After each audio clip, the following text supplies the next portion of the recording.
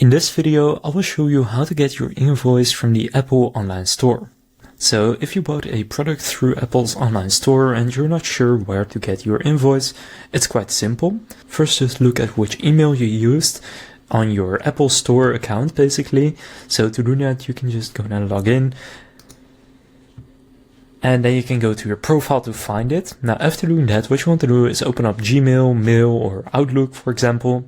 And then you want to type this in the search bar. So one of these icons, and then your invoice from Apple, and then that again. And by doing that, it will only show results that have this word for word. Now, if you search for this, you can now see that I have a bunch of invoices here from Apple. Now,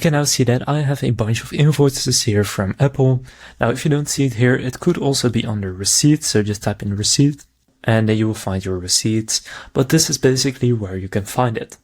So that's how to get your invoice from the Apple online store.